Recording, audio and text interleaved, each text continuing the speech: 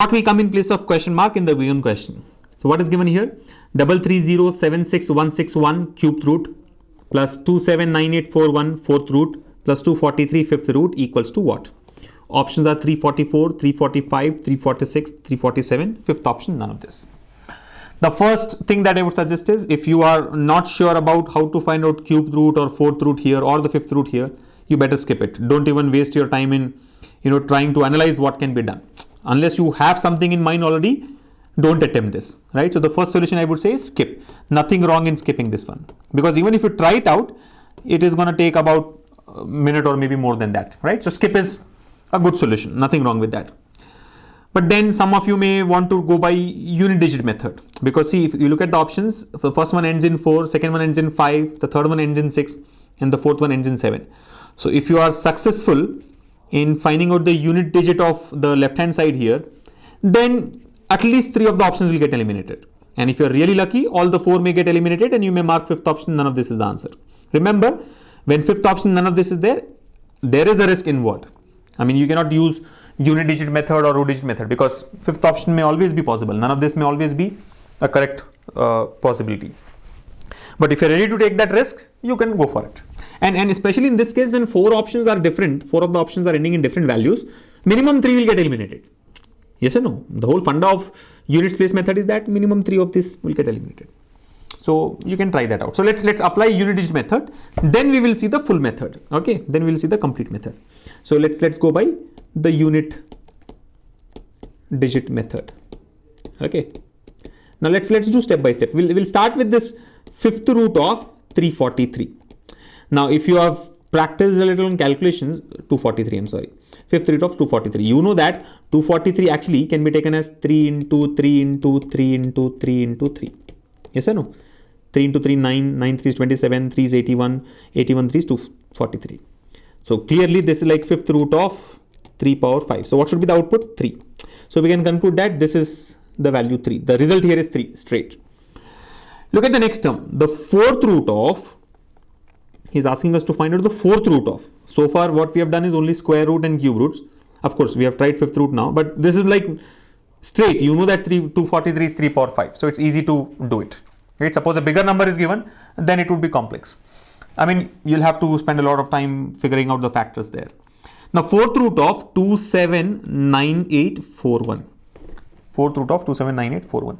This smartly can be taken as the square root of 279841. Remember, the point is this here. When you say 279841 whole to the power of 1 by 4, this 1 by 4 can be taken as 1 by 2 into 1 by 2. That's what we are doing here. 841 whole to the power of 1 by 2. This to the power of 1 by 2.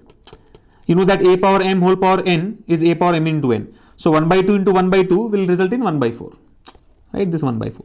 So that's what we are doing. First find out the square root of this, then take the square root of the result. You getting it? So let's do the first step now. Right? We are taking the square root of this value.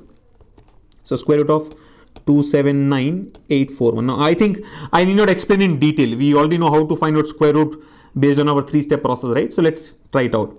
I mean, I'm not going to explain it. I'll just do it here directly. Number is ending in 1. So possible answers are either ending in 9 or ending in 1, right? When a number ends in 1, the square root may either end with 1 or 9. Leave the last 2 digits. Now look at the remaining part of the number, 2798.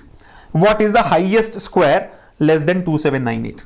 Now if you go by approximation, you know that 50 squared is 2500.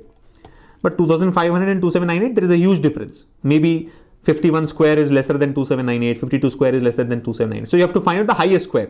You getting it? The highest value less than 2798, which is the perfect square.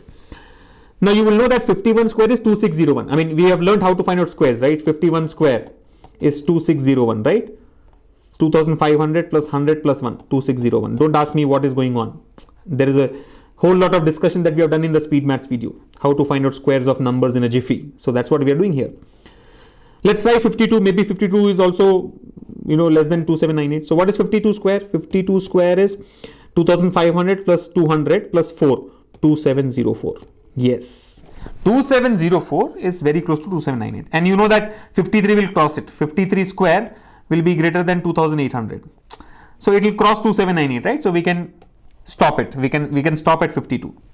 So according to the square root method, the first step is when a number ends in 1, square root ends in 1 or 9. So those are the two possibilities. Look at the remaining part of the number, find the highest number, highest square less than the remaining number. So highest square less than remaining number is 2704, which is 52. So we can say that the answer is either 521, I'll bring 52 here, or 529. These are the two possibilities, 521 or 529. Now how do you find out which is correct here? How do you find out which is correct? You have to go for the third step. We have performed 2 steps so far. Now go for the third step. What is the third step? Take the value which lies exactly between 521 and 529. What comes exactly between 521 and 529? 525. You know that always it will be the number ending in 5. So 525. Find out 525 squared. What is 525 squared? See, otherwise if you know that this has to be a perfect square, right? Basically, because again one more square root has to be applied. So I can actually choose 529 directly because 521 is not a perfect square. 529 is a perfect square. So 529 will come here and square root of 529 is 23. But if you don't want to take a chance, you have to go for the third step as well. Are you able to follow? If you are ready to take a chance, I would take 529. I would choose 529 without doing the third step. Because you know that we have to take square root once again. What we have done is the interior part so far, right? If 529 comes here, square root of 529 is 23. If 521 comes here, 521 is not a perfect square. So we'll not get an integer value. We'll not get an integer value, right? Anyways, let us not take that chance and find out the third step as well. Do the third step as well. So 525 squared. You know that when a number ends in 5, square ends in 25. Now 52 into 53. So 52 into 53 will be 2500 plus 5 into 50, 250 plus 2 into 3 is 6. So 2500, 2750, 2756, 2756. Just don't go crazy here. Whatever I had done, I'm sure even you guys can do it. It's just that you need to practice on numbers, right? 52 into 53. So 275625. We had discussed that technique in our speed maths video. So please watch that technique to know how to multiply 52 with 53 without putting pen on paper. So 275625. So basically 525 square is 275625. Now compare the given value, which is 279841. 279841 with this value. Clearly 279841 is more than 275625. Because this value here is more than 275625, answer should be more than 525. What is more than 525? 529. So 521 gets eliminated. So we know that the square root of 2,79,841 is 529. You're getting it? One part of the second step is over. We have not got the second term yet, right? Only one part is over. Now substitute this 529 in the previous step. So what happens? We will get square root of, see, the square root of 279841 is 529. We are replacing it. And what is square root of 529? This you know by heart, right? I have told you that 1 to 30 squares you have to learn by heart. 23 square is 529, right? So square root of 529 is 23. So what did we do? Instead of finding out the fourth root, we have taken the square root of the number, comes out to be 529, then take the square root of 529, comes out to be 23. So I can now say that the second term is 23. You're getting it? Second term is going to be 23. Anyway, the idea was to go by unit method, but how will you find out what comes in units place here when there is a fourth root involved? Right? There will be multiple possibilities, right? So that is the reason you have to, you have to complete this.